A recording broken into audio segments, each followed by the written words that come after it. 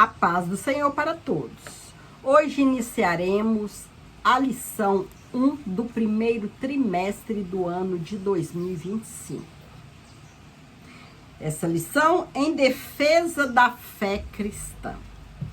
A primeira lição tem por título: Quando as heresias ameaçam a unidade da igreja.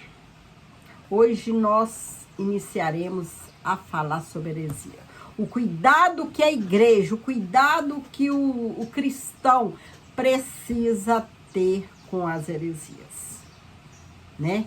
Que do mesmo modo que tinha heresia no passado, atualmente existe. Só que essas heresias vieram hoje e estão com a roupagem nova, né? Mas sempre existiu. E a igreja, os apóstolos sempre lutando, né, contra essas heresias, lutando a favor da fé cristã.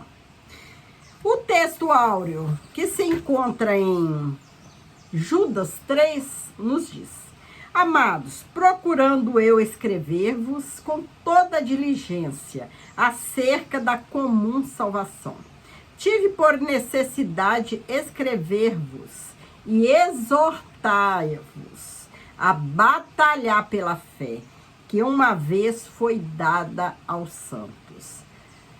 A verdade prática: heresias são crenças e práticas contrárias ao pensamento bíblico que distorcem os pontos principais da doutrina bíblica. Heresia é tudo aquilo que distorce a doutrina bíblica. E nós cristãos, a igreja, precisa lutar contra essas heresias, a favor da fé cristã, a favor da doutrina bíblica. Heresias são crenças e práticas contrárias ao pensamento bíblico, pois elas distorcem os pontos principais da doutrina cristã, confrontam o cristianismo histórico e criam um problema para as igrejas e as famílias. As heresias da atualidade são as mesmas da antiguidade, né, do passado. Só que hoje, na atualidade, elas estão com as roupas novas, com a roupagem novas. Essas heresias foram rejeitadas pelos apóstolos e os primeiros cristãos, pois nada há novo debaixo do sol. Eclesiastes 1:9. O presente trimestre tem por objetivo mostrar o referencial doutrinário da fé cristã, levando a reconhecer de longe as heresias. Esta primeira lição é um estudo sobre o problema das heresias nas igrejas e a nossa responsabilidade na defesa da fé. Precisamos estar vigilantes, estudando a Bíblia, indo nos estudos bíblicos, escola dominical, nos preparando para lutar a favor da fé cristã, né? Para não acreditar nas heresias que já estão por aí, né? Os cuidados pastorais. Os anciãos mencionados no versículo 17 são chamados de bispos. Nessa passagem, ao dizer que eles foram constituídos pelo Espírito Santo para apacentardes a igreja de Deus, para cuidar da igreja de Deus, mostra que eles são os pastores e têm grandes responsabilidades com a igreja, de instruir, de admoestar a igreja, ensinar a palavra certa para a igreja, para que a igreja esteja preparada, né, contra essas heresias. Para não acreditar nessas heresias que distorcem a palavra santa. A função primordial do pastor é alimentar, guiar e proteger o rebanho. O Novo Testamento emprega essa metáfora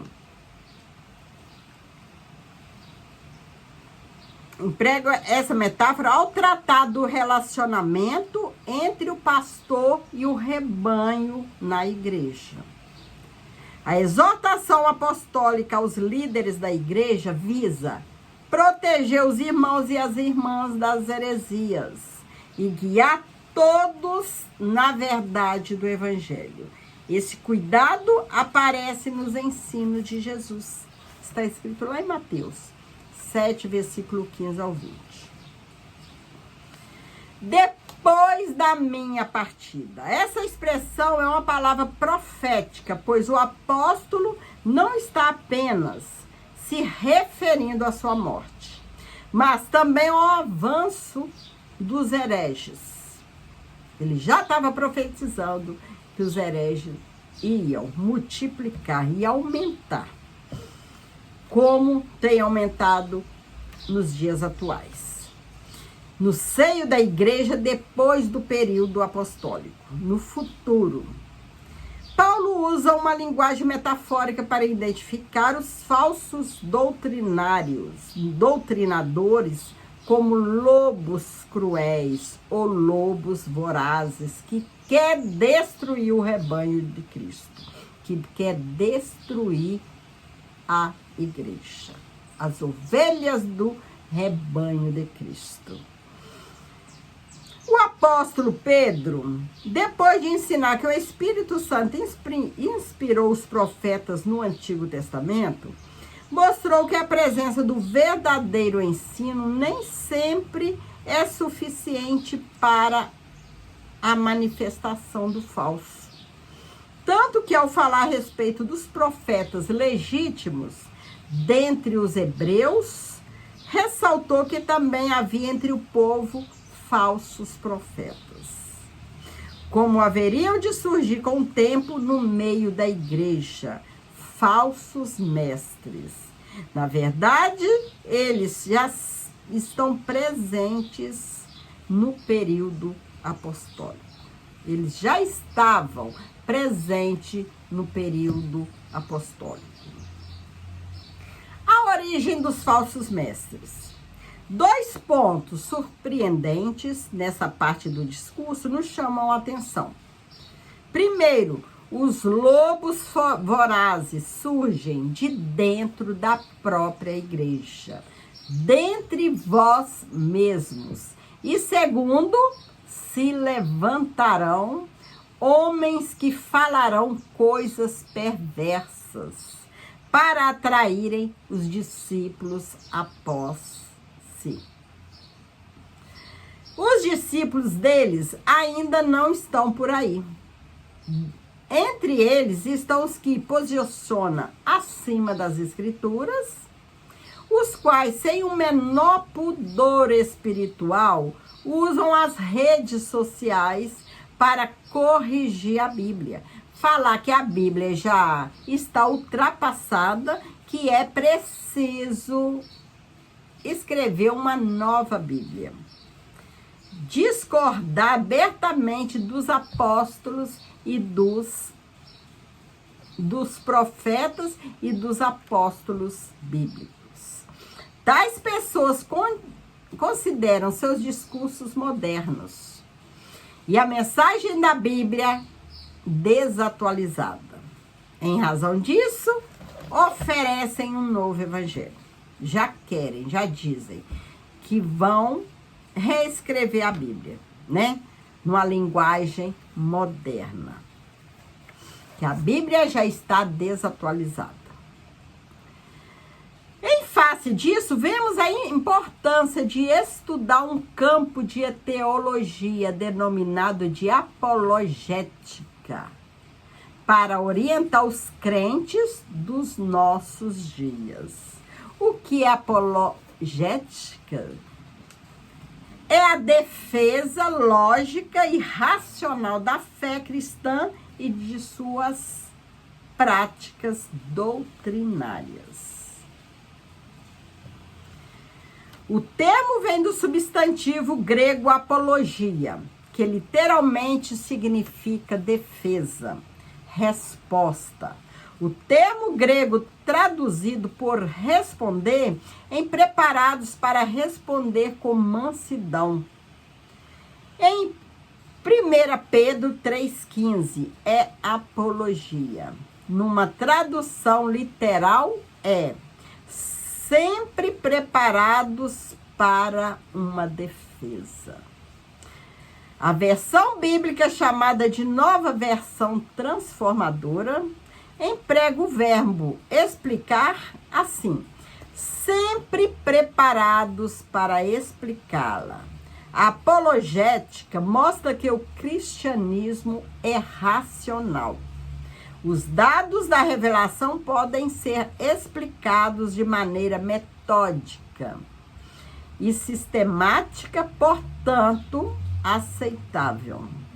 Jesus diz que devemos amar a Deus de todo o nosso coração e de todo o nosso entendimento.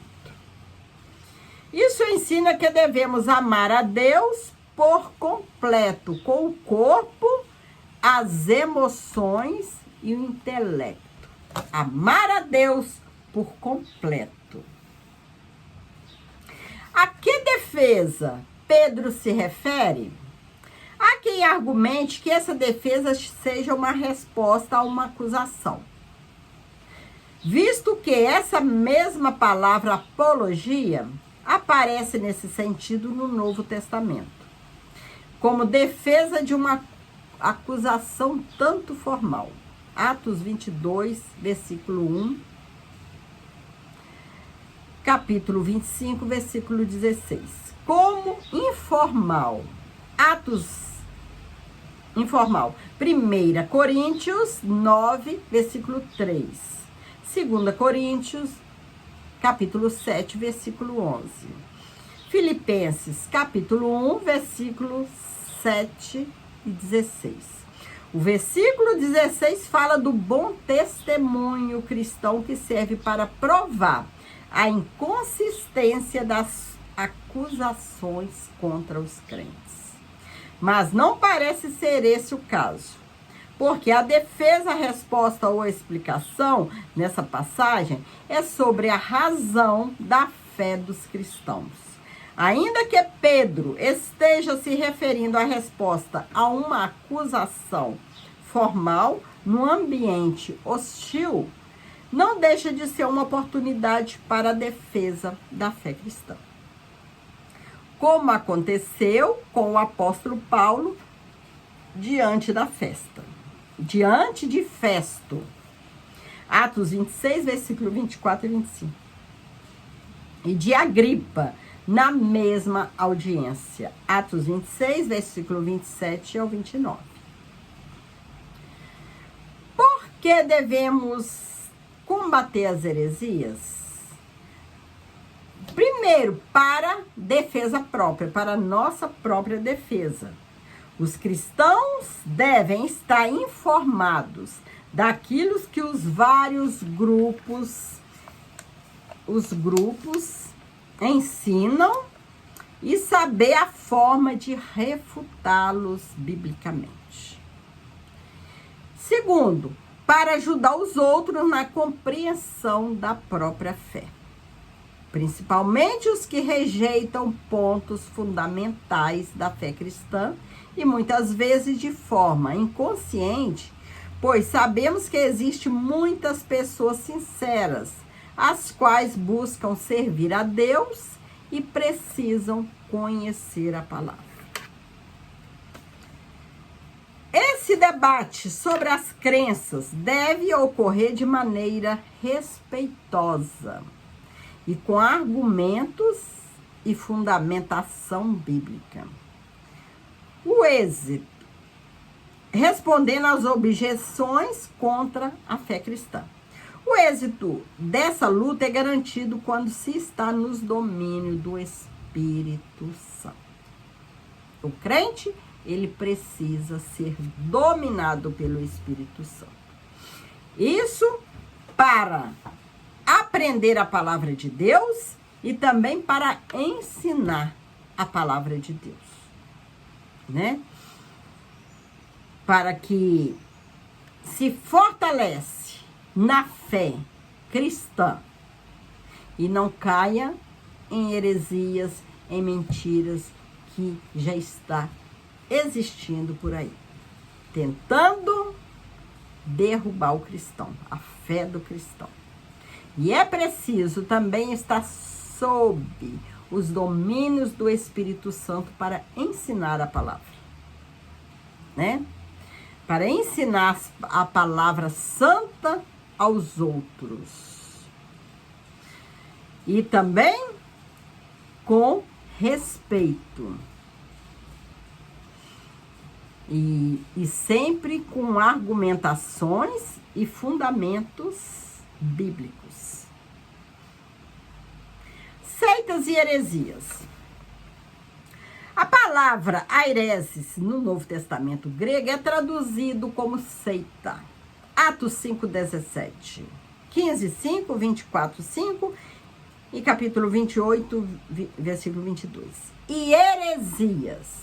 1 Coríntios, capítulo 11, 19. Gálatas, capítulo 5, versículo 20. 2 Pedro, capítulo 2, versículo 1. É verdade que o cristianismo foi também chamado de seita, mas por não cristãos, pessoas que não conheciam as verdades do Evangelho de Cristo e que se opunham, era contra esse Evangelho da salvação. A palavra seita é usada para designar as religiões heterodoxas. É um termo já desgastado, trazendo em si muitas vezes um tom pejorativo. Por isso devemos saber quando aplicá-lo. Aireses, no Novo Testamento.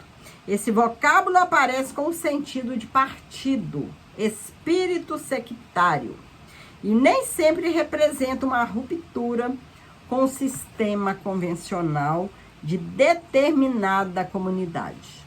Os saduceus e os fariseus eram seitas que formavam facções dentro do próprio judaísmo.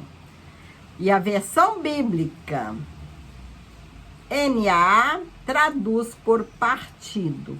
Paulo adverte para que não haja no seio da igreja essas divisões. E condena as inovações doutrinárias que causam divisão ou dissensão. Na igreja não pode haver divisão. Tem que somar. O povo de Deus tem que estar juntos, trabalhar junto para somar, para ganhar vidas para o reino de Deus e para fortalecer uns aos outros na palavra de Deus. E não ter divisões, né, entre os crentes na igreja. Heresias de perdição. É nessa passagem que a hereses apresenta o sentido de erro doutrinário, como a heresia propriamente dita. No campo teológico que nós conhecemos hoje, as heresias distorcem os pontos principais da doutrina cristã no que se diz respeito a Deus, Trindade, o Senhor Jesus Cristo e o Espírito Santo, ao ser humano, natureza, pecado, salvação, origem e destino, os anjos, a igreja e a escritura sagradas. O mais grave erro é quando diz respeito à divindade, interfere na salvação. Pois não existe salvação sem Jesus. Salvação somente através de Jesus. Pois Jesus, ele é o caminho que nos conduz ao céu. Não existe outro caminho. Não existe atalho. Se quer ir para o céu, é somente seguir os passos de Jesus. Obedecer a Cristo. Servir a Deus sinceramente, fielmente, até chegar no céu. Porque no céu já tem moradas preparadas, porque o Senhor Jesus, Ele prometeu. E a nossa morada já está lá. E para alcançar essa morada, é preciso seguir Jesus, pois Jesus é o único caminho. Chegamos à conclusão da lição de hoje. Os apóstolos responderam aos opositores da fé cristã e lançaram a base da nossa teologia. Todos os escritos do Novo Testamento mostram essa luta acirrada contra as falsas doutrinas. Enquanto a igreja estiver aqui na terra, a igreja estará lutando nessa luta acirrada contra as falsas doutrinas. São falsas doutrinas que entram até no meio dos crentes. Por isso que os líderes, a igreja tem que estar sempre vigilantes, sempre em oração, sempre fiel a Deus, em oração, em jejum, em vigilância, em estudo da palavra, para poder discernir o que é certo e o que é errado, o que é de Deus, o que não é, o que vem para somar e o que vem para dividir. E na Bíblia, né, gente, tem tudo escrito. É, pois, tarefa da igreja atual batalhar pela fé que uma vez foi dada aos santos. É nosso dever batalhar pela nossa fé. Finalizamos com a seguinte pergunta para reflexão. Estamos a fazer pela verdade o que esses agentes da heresia fazem pela mentira? É uma pergunta que fica para nós. Nós estamos trabalhando na obra de Deus, pela verdade, a favor do Evangelho, do mesmo modo que os agentes das heresias estão fazendo, trabalhando pela mentira? É uma pergunta que nós deixamos para você, deixo para mim. Pois nós precisamos trabalhar enquanto é dia, porque o Senhor Jesus já está às portas. E nós vamos, em nome de Jesus, com Ele, né? E nós queremos, como Deus, como Jesus quer, que ninguém se perca, mas que todos tenham a vida eterna. Vamos trabalhar enquanto é dia, uns ajudando os outros, orando, vigiando, jejuando, estudando a palavra de Deus, indo nos estudos.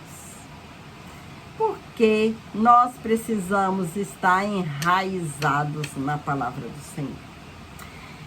Então, fique com Jesus e vamos continuar nesse propósito, né? Nesse alvo que é Cristo, que é o céu. Que o Senhor continue te abençoando, abençoando a sua família. Que nós possamos continuar nesse mesmo propósito de servir ao Senhor fielmente, para nós irmos um dia morar com Ele. Fique com Jesus e que Jesus te abençoe ricamente. Amém.